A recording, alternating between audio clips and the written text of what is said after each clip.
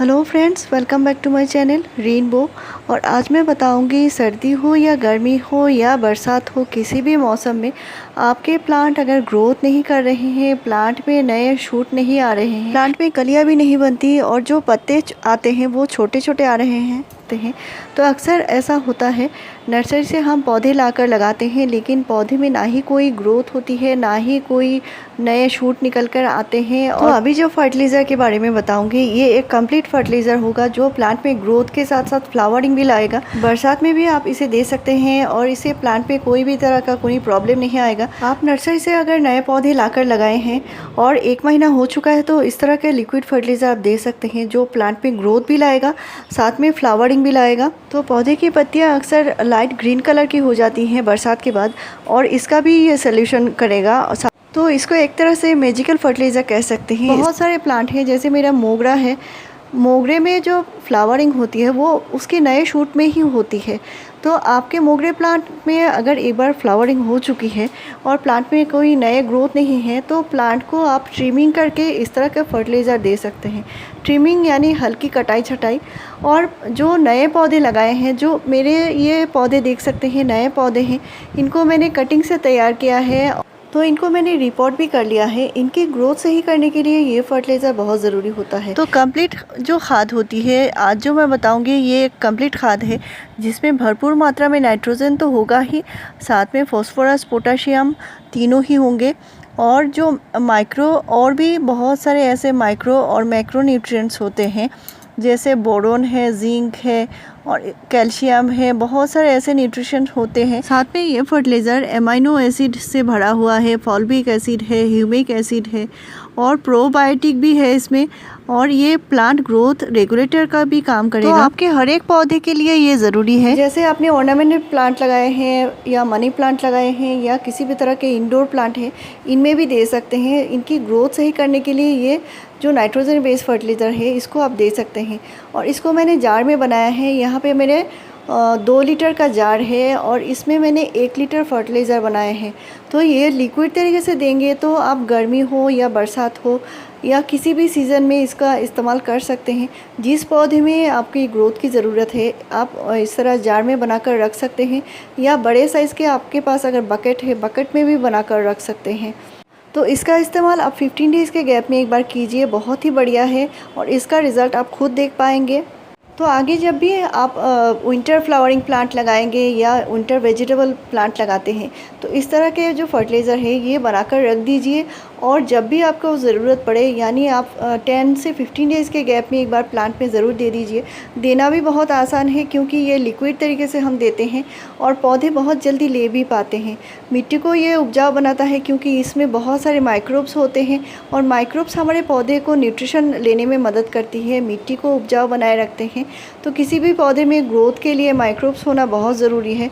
तो ये एक ठंडी खाद है तो आप अपने सभी प्लांट में दे पाएंगे, साथ में आप अपने मनी प्लांट में भी दे पाएंगे, गर्मी में भी दे पाएंगे। तो यहाँ पे मैंने 50 ml फर्टिलाइज़र लिया है और 200 ml पानी में डाइल्यूट कर लिया है।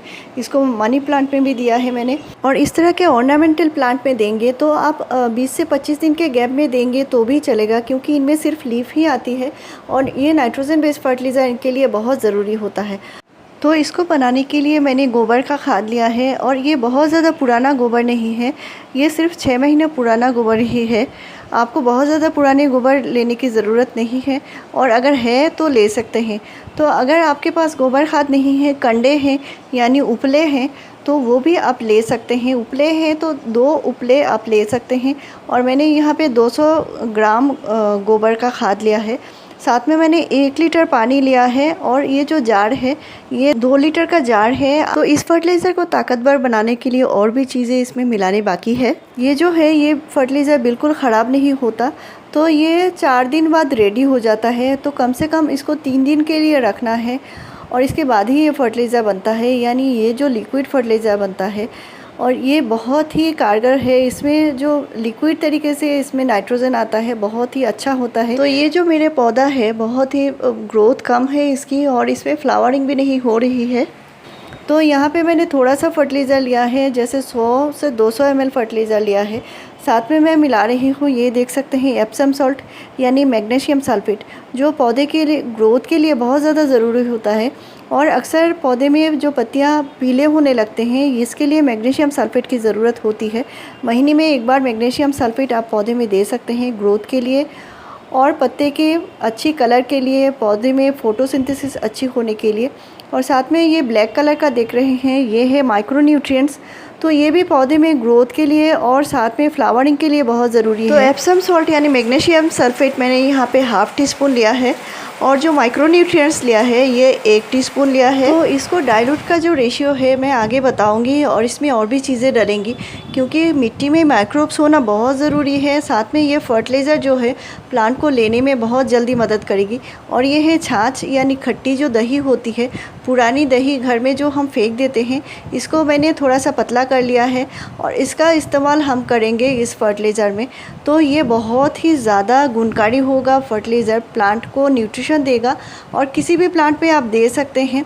तो यहाँ पे मैंने सिर्फ 10 ml ही मिलाया है, यानी छोटा बहुत ही कम अमाउंट है और इसको छान लेना बहुत ज़रूरी है।